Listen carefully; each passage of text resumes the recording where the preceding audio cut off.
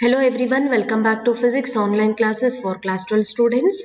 Let us continue chapter 3 current electricity. Today we are going to solve NCERT numerical problems part 4. You can remember in the previous class we solved NCERT numerical problems up to 3.15. 15 problems we have solved in the previous class. Now let us continue the remaining NCERT numerical problems. Now let us solve 3.16, 16th numerical problem. Two wires of equal length, one of aluminium and the other of copper, have the same resistance. Which of the two wires is lighter? Hence, explain why aluminium wires are preferred for overhead power cables. And the givens rho AL is given 2.63 into 10 raised to minus 8 ohm meter, and rho Cu, that is resistivity for copper, 1.72 into 10 raised to minus 8 ohm meter. Relative density for aluminium 2.7 and for copper is 8.9. So there are two wires. One is made of aluminium, another one is made of copper.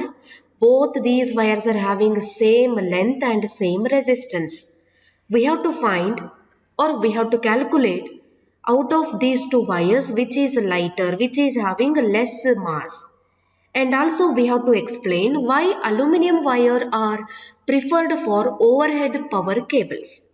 So first we can write down the givens for both the wires, that is for aluminium and for copper. So here first I am going to write for aluminium. So first we can write resistivity of aluminium. Resistivity of aluminium, let us take it as rho AI or AL is equal to, it is given 2.63 into 10 raised to minus 8 ohm meter. Then relative density of aluminium is given. Relative density of aluminium is given. Let us take density for aluminium as D1. D1 is given 2.7. And here length of aluminium and copper is the same. So now we can consider length of aluminium wire. Let us take it as L1. Then mass of aluminium, we don't know, let us take it as M1. Mass of aluminium wire is M1. So these are the givens for the wire which is made of aluminium metal. Or you can take resistance of aluminium as, resistance for both the wire is same. For aluminium, let us consider resistance of aluminium as R1. Then area of cross section is not given here, but we can take it as A1. Area of cross section of aluminium wire, let us take it as A1. Is it clear? These are belonging to aluminium wire. Similarly, we have to write for copper. Here I am going to write the given for copper. Resistivity of copper, let us take it as rho Cu, is given 1.72 into 10 raised to minus 8 ohm meter. Relative density of copper, let us take it as D2, is given 8.9. And length of the copper wire, let us take it as L2. Mass of the copper wire is taken as M2. Resistance of the copper wire is taken as R2. And area of cross section for copper is taken as A2. So these are the given for both aluminium and copper wire. Using these values, we have to find which is lighter, which is having less mass. Now I am going to use the equation. Here I am going to write the two relations can be written as, I am going to use this equation, general equation, you know that R equal to rho into L by A. For aluminium we can take R1 is equal to rho 1 L1 divided by A1. This is for aluminium. For copper, we can take it as R2. R2 equal to rho 2 L2 divided by A2. This is for copper wire. We got two equations, but in this numerical problem, it is given that both are having same resistance, that is R1 and R2. Resistance of both the wire is same, so we can take it as R1 equal to R2. So therefore in place of R1 we can write rho 1 A1 over L1 over A1 is equal to rho 2 into L2 over A2. Right, and length of aluminum as well as copper is the same, so it is given that L1 is equal to L2. Here we can write L1 is equal to L2. Therefore the above equation becomes L1 and L2 both are same, that will be cancelled, so we can write rho 1 over A1 is equal to rho 2 over A2, or it can be written as A1 over A2 is equal to rho 1 over rho 2. Now we know the value of resistivity for aluminum as well as for copper. We can substitute here. So therefore A1 divided by A2 is equal to, what is the value of rho 1? You can observe here. Rho 1 means what here? Resistivity for aluminum, it is given 2.63 into 10 raised to minus 8 ohm meter. Similarly, resistivity for copper is 1.72 into 10 raised to minus 8 ohm meter. Let us substitute these two values here.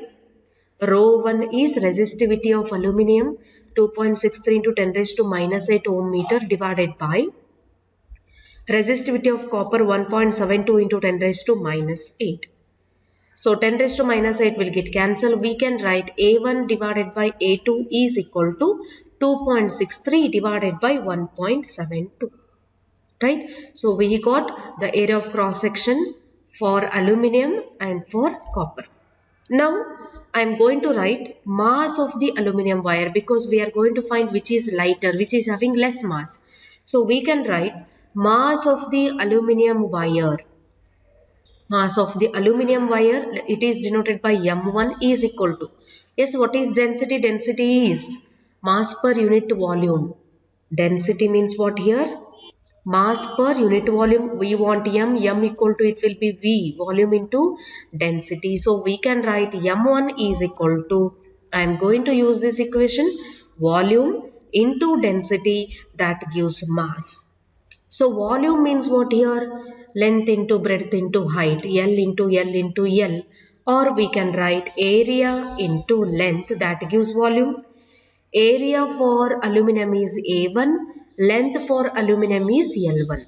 A1 into L1 into density of aluminum is denoted by D1. So we can write M1 equal to A1 L1 D1. Now let us take it as equation number 3.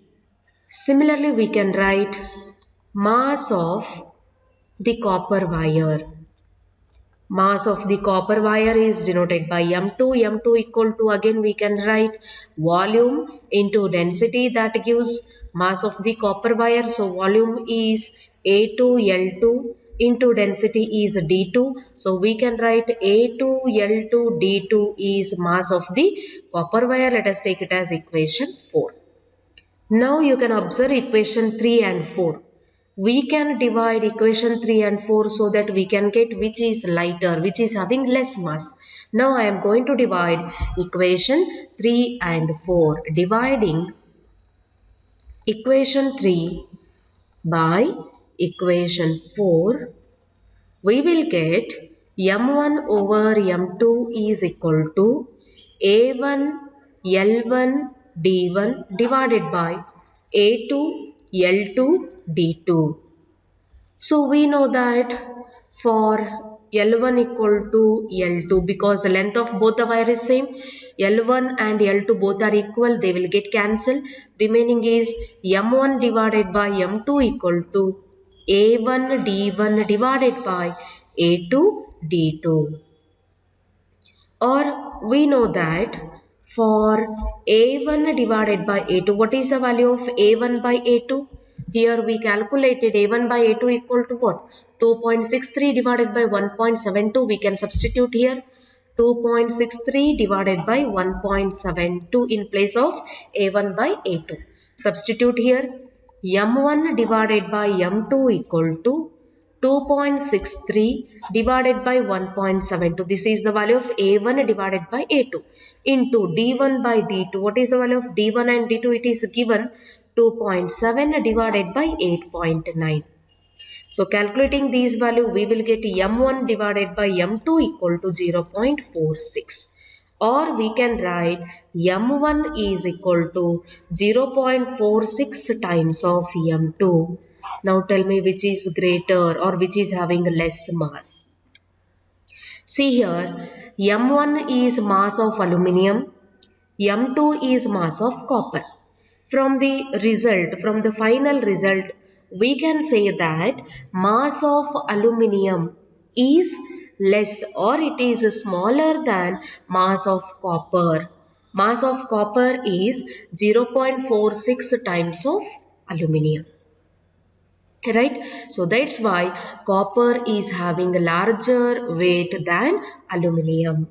So what is the conclusion? From this ratio that indicates M1 is less than M2. So we can write from this ratio M1 is less than M2. What it indicates? M1 means what? That is mass of aluminium is less than mass of copper. Hence aluminium is lighter than copper. Aluminium is lighter than copper. Right? Then here there will be one more question.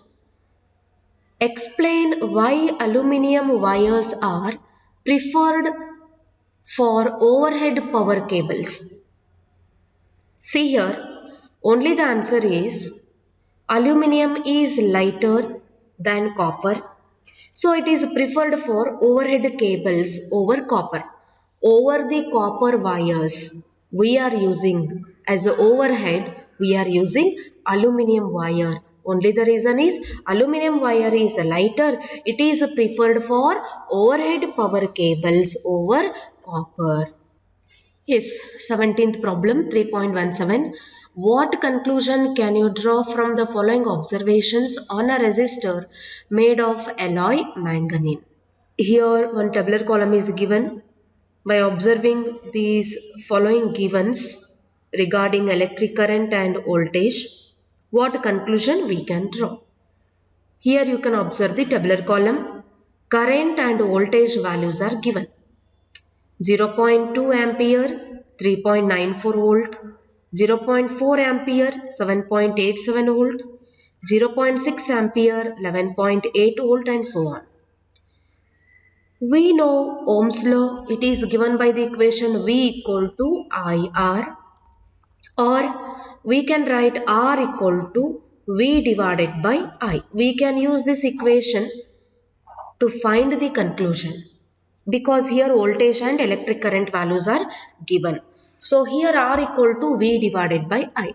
Now let us consider the first value. What is the value of current? The value of current is 0.2 and voltage is 3.94. R equal to V by I. 3.94 divided by 0.2. What is the answer you have to find? Similarly, second one, R equal to 7.87 divided by 0.4. Similarly, you can find the value of resistance for all the given values. Right? From 0.2 ampere to 8 ampere, you can find the value of resistance. Yes, find these ratios. So, we will get the answer 19.7 ohm. Here also the answer is 19.7 ohm. Or you can take the final value 8.0, 158.0. Here I can find the value 158.0 divided by 8. Again we will get the answer 19.7. So when you are going to calculate the ratio of voltage and current, the answer is same. The answer is constant, that is 19.7 ohm. 19.7 is what? Resistance.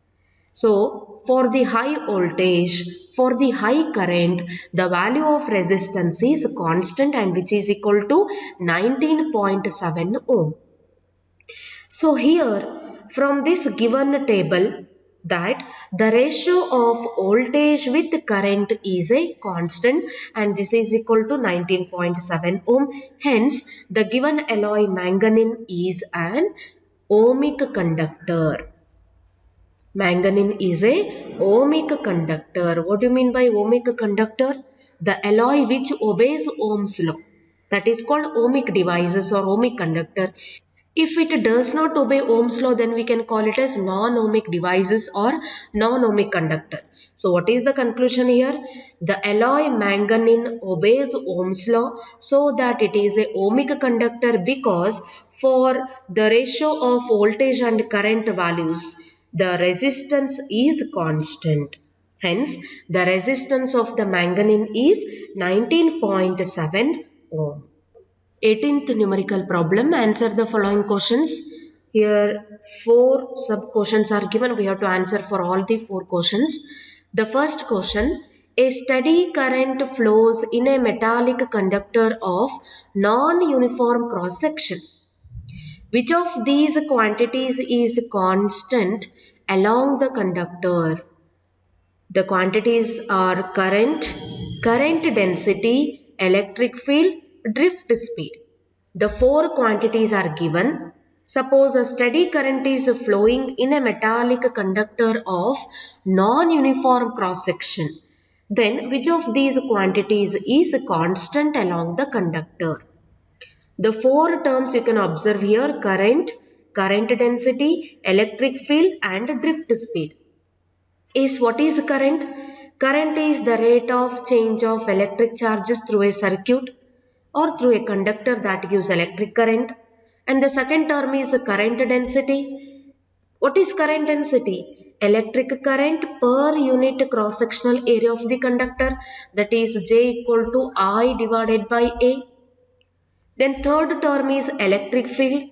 Electric field is electric force per unit charge, or we know the vector form of Ohm's law, that is J equal to sigma into E. That means current density and electric field, these two are directly depending on each other.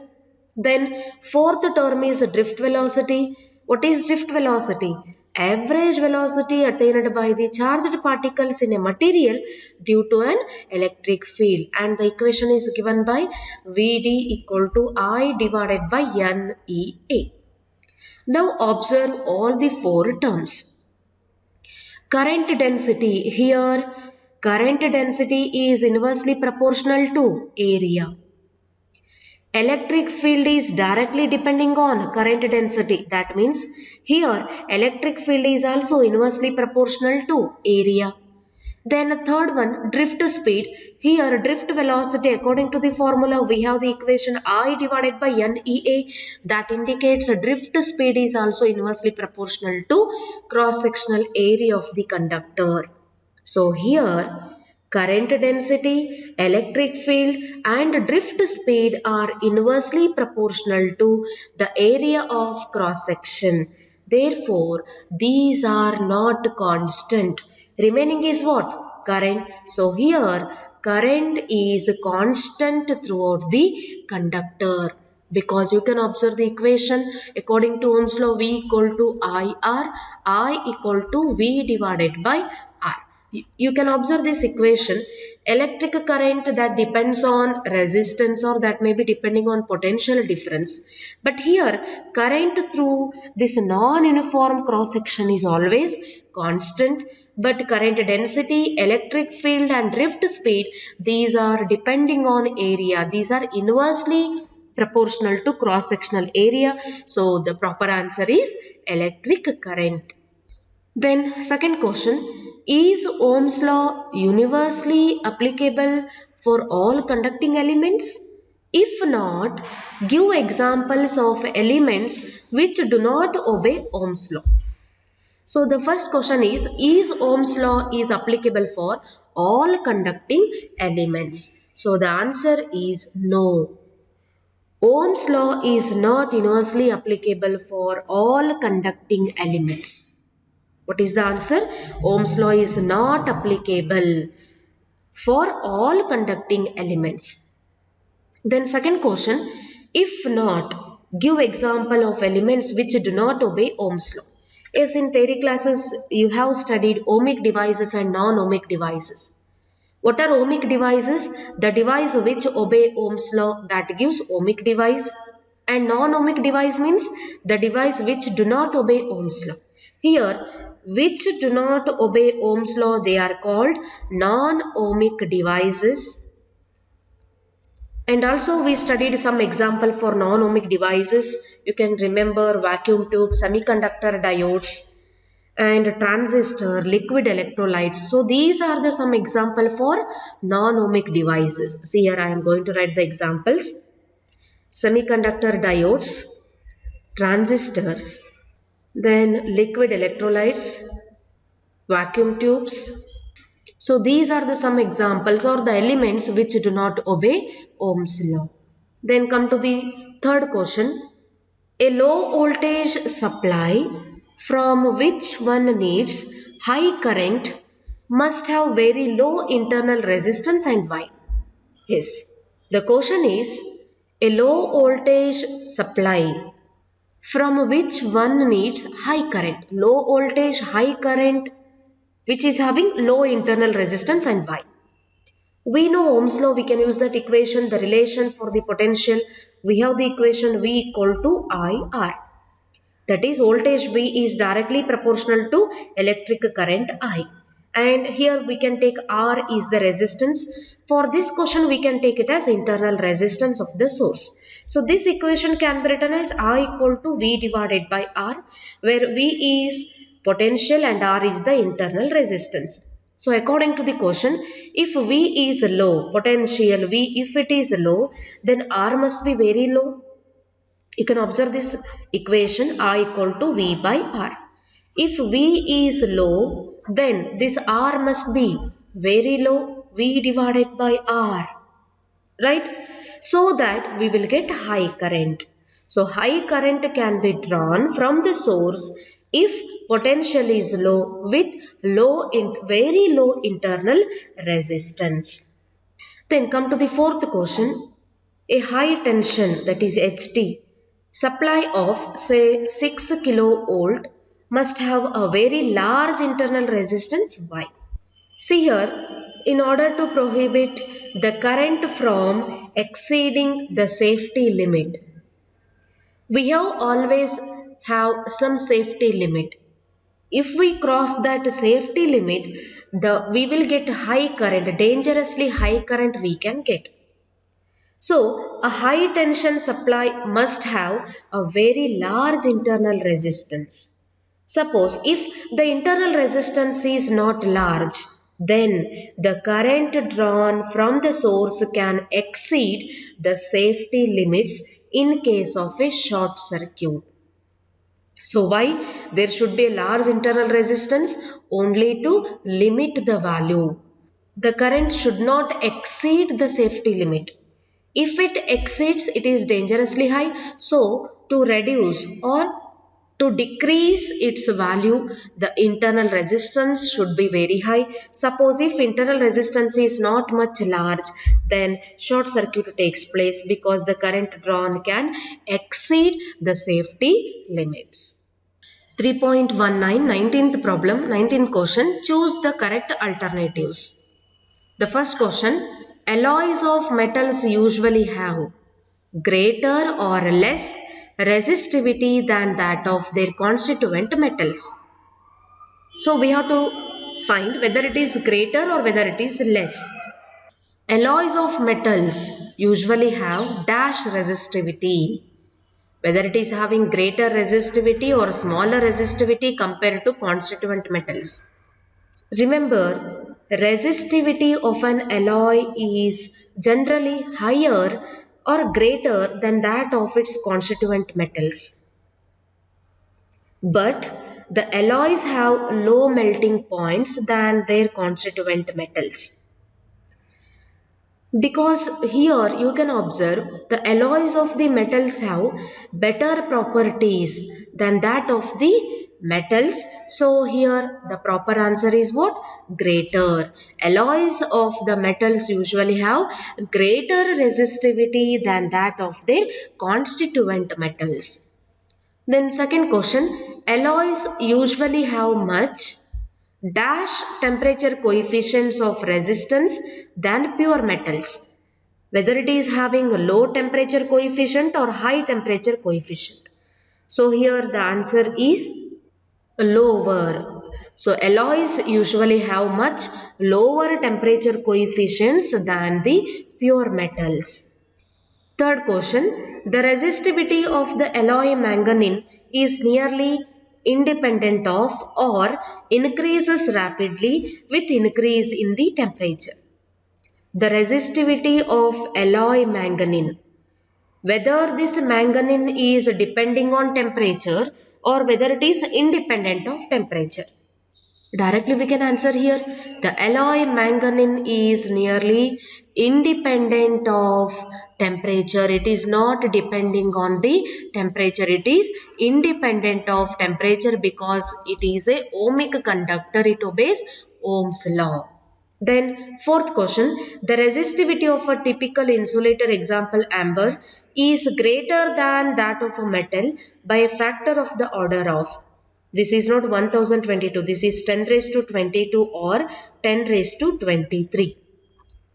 The resistivity of a typical insulator. Here one example is given, amber, which is greater than that of a metal by a factor of the order 10 raised to 22. Remember this value. Yes, 20th numerical problem. In that first question, given n resistors, each of resistance R, how will you combine them to get first one maximum, second one minimum effective resistance, and what is the ratio of maximum to minimum resistance? So we have to find three questions in 3.20a. Maximum effective resistance, minimum effective resistance and their ratio. To get maximum resistance, generally we have the equation I am going to write here. 3.20a, in that first one, to get maximum resistance, the resistors should be in a series combination. Because we know the general formula R is equal to R1 plus R2 plus R3 so on. So we will get maximum resistance when they are connected in series. So here according to this numerical problem, there are n number of resistors. Each of resistor R. How will you combine to get maximum? So we are going to combine them in a series combination. For example, we can draw like this here. So this is series combination up to what? N number of series combination is here. So we can write resistance to get maximum resistance R max equal to, I am going to write n number of resistors are connected and their value is capital R. So n into R, that gives the maximum resistance. Then second question, to get minimum resistance, how to combine? To get minimum resistance, the resistors should combine. The resistors should be in a parallel combination. So its value decreases. So we will get minimum value. For parallel combination, we have the equation in general Rp equal to R1 R2 divided by R1 plus R2. So here to get its minimum value, I am going to write R minimum is equal to, for n number of resistors we can write R divided by n.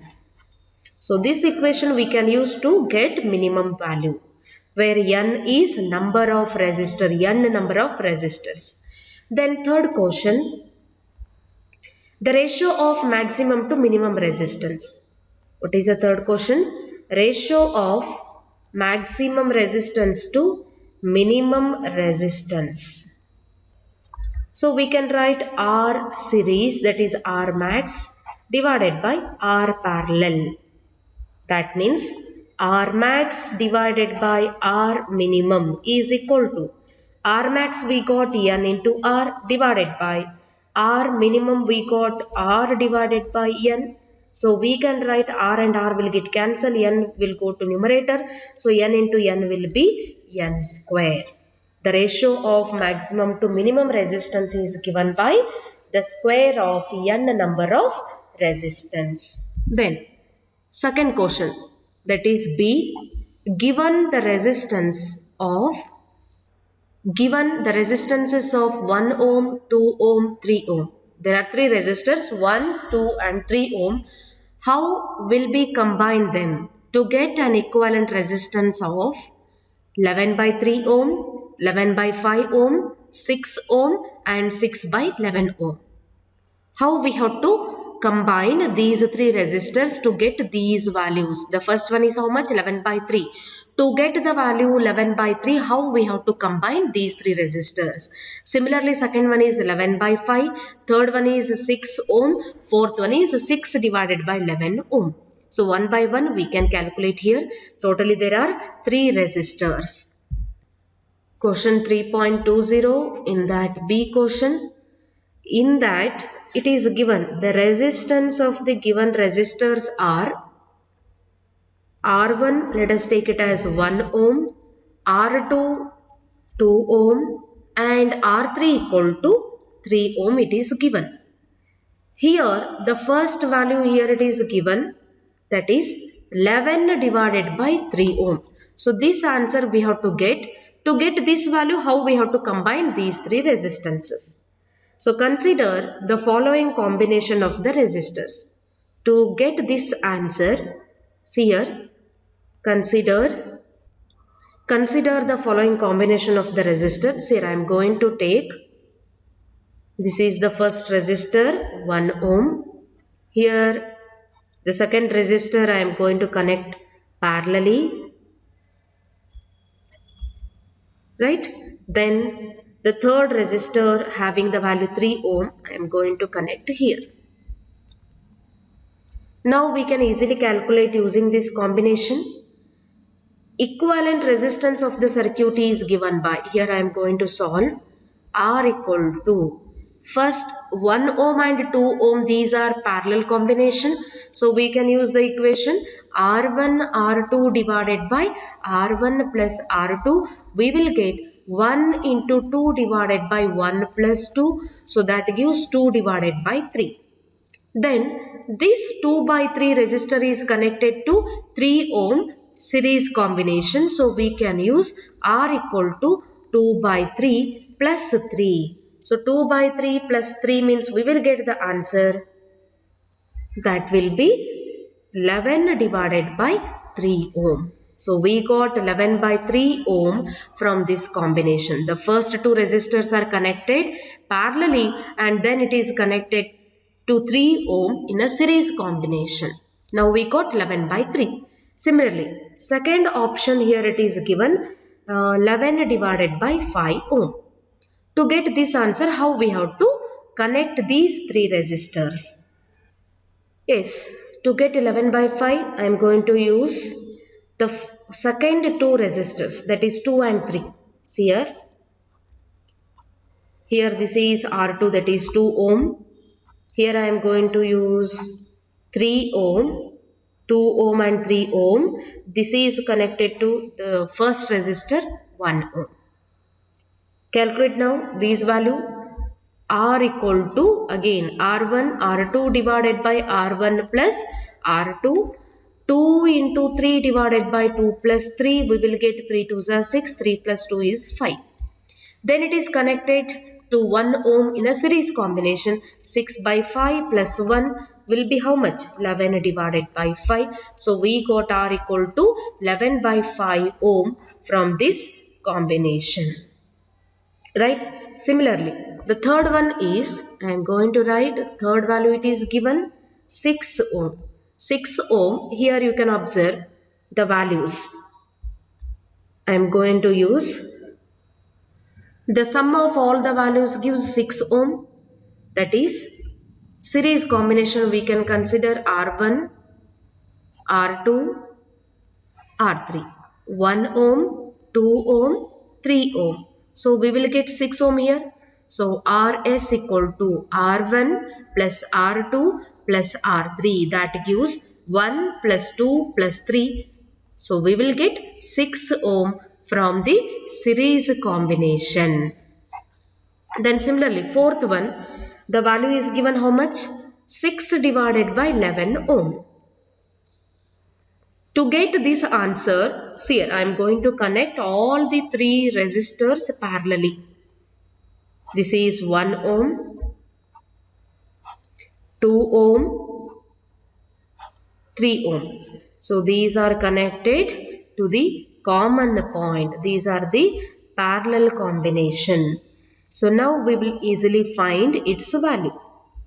For parallel combination, we know that 1 by Rp equal to 1 by R1 plus 1 by R2 plus 1 divided by R3. So 1 by 1 plus 1 by 2 plus 1 by 3. So we will get the answer 6 plus 3 plus 2 divided by 6.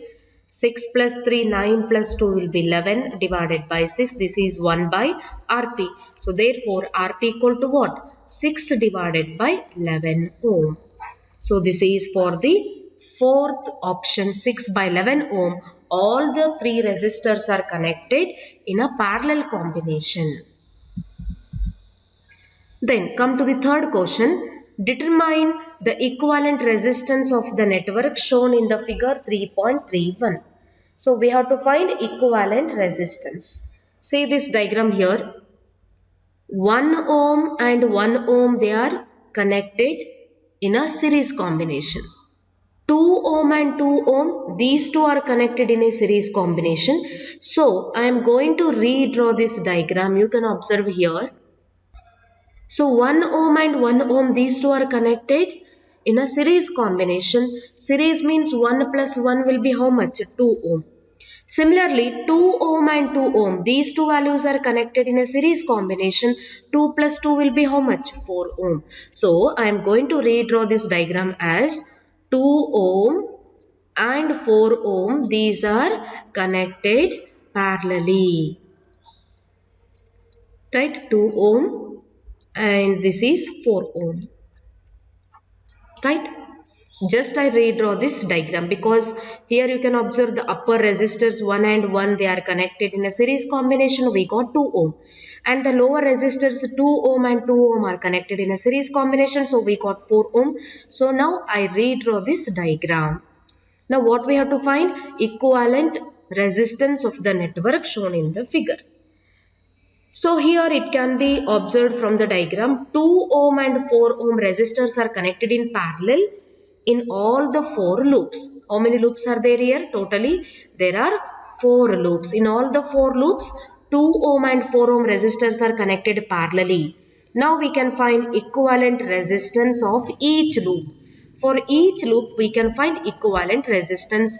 If they are connected parallelly, we can use the equation R1 R2 divided by R1 plus R2.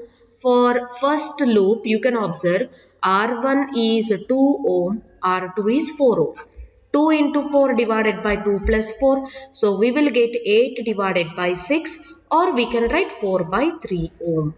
So here the value of resistance in each loop is 4 by 3 ohm. 4 by 3 ohm in first loop, 4 by 3 in second loop, 4 by 3 ohm in third loop, and so on.